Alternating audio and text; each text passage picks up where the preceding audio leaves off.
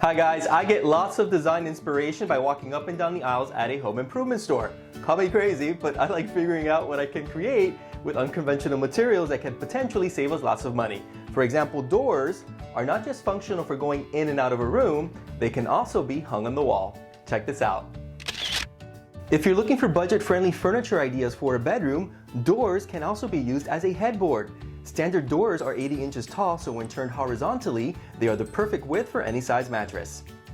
For this project, I'm using two raised panel doors to get more height, and each measures 28 inches wide.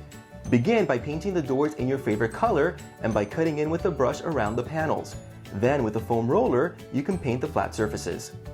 Once the paint is dry, I join the two doors together by attaching strips of 1x2 wood on the back side around the perimeter with wood screws.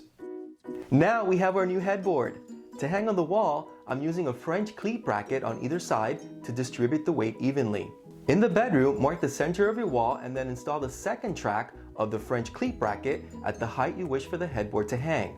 I recommend the bottom of the headboard to be slightly above the mattress. Now you have a custom piece that makes a statement in any bedroom. For a modern effect, I added an LED rope light on the backside, which gives off a warm glow at night. Once you dress up the bed, no one would ever know your headboard began as doors.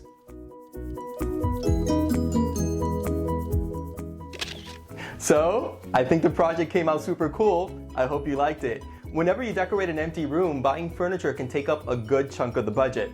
By getting creative in this case and turning doors into a headboard, you can give your bedroom lots of style for less. You can find this DIY project in my design book, One Day Room Makeovers. And if you need more design advice, I'm here to help. Send me your questions through social media at Martin Amato TV.